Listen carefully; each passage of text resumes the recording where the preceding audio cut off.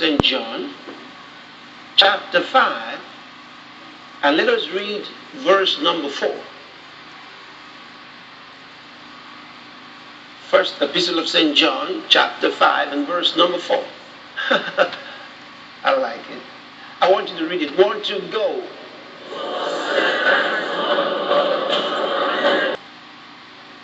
Our faith. How important your faith is.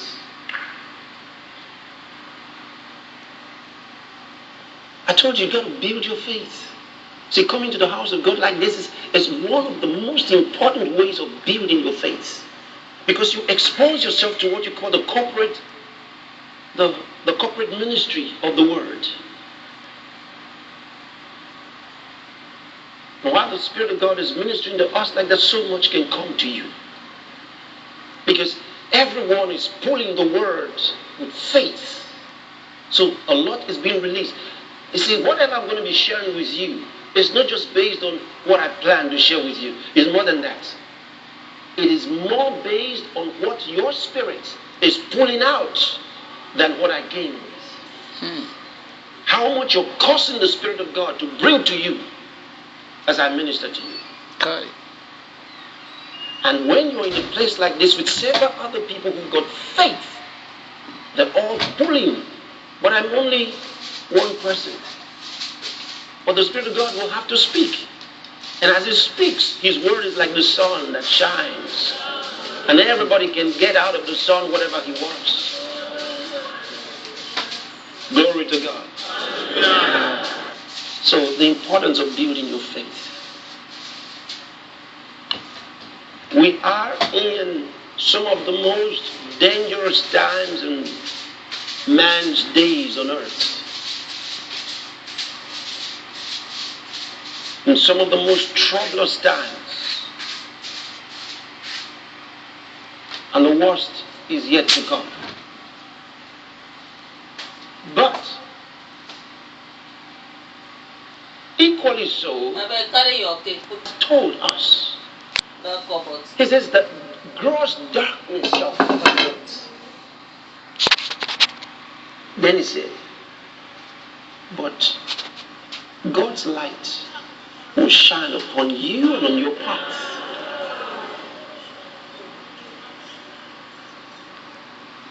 But there's something beautiful about what I just said that you've got to understand. Isaiah the prophet saw the glory of God. Something he didn't see was what Paul said was hidden in different ages. But in the days of the church, became manifested. I call it Christ in you, the hope of glory. The revelation of the light that Isaiah saw, Paul said, shines through you. Which means that when you come anywhere, you will not have to pray for the light of God to shine. You will not have to pray that the glory of God will come into that situation. I want you to listen to this because it is so important. Because there are many Christians who are in different kinds of situations and they are praying that the glory of God will be manifested in that situation. That is not going to happen.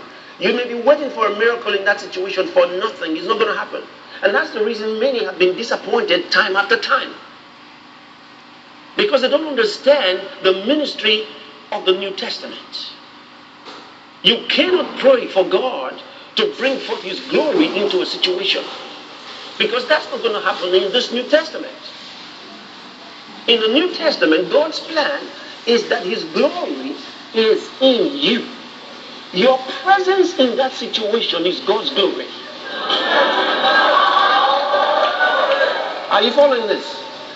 The thing is that so many of us have been, we were raised in situations where people complained a lot. We are so acquainted with those who complain, people who are dejected, discouraged,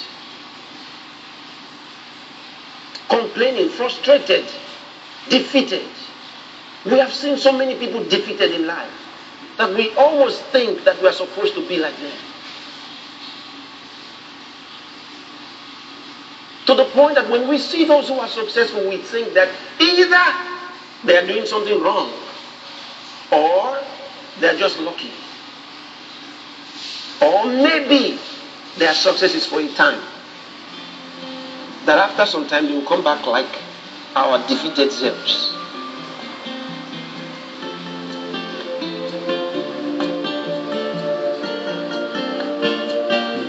And I tell people, I will always be successful.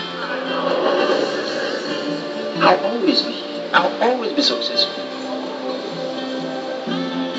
And there's a reason. Christ in me, the hope of glory. The hope that I have that tomorrow is going to be more glorious for me than today is Christ in me. Christ in me. The hope that I have that in any situation I find myself, I'm going to come out victoriously is Christ in me. I don't have to pray for God to manifest himself there. No, because he's already settled in me. He lives in me. He is manifested in me. If I'm in that situation, God is in that situation with me. That's why he says, count it all joy when you go through diverse tests. He says, count it all joy. We trust you have been inspired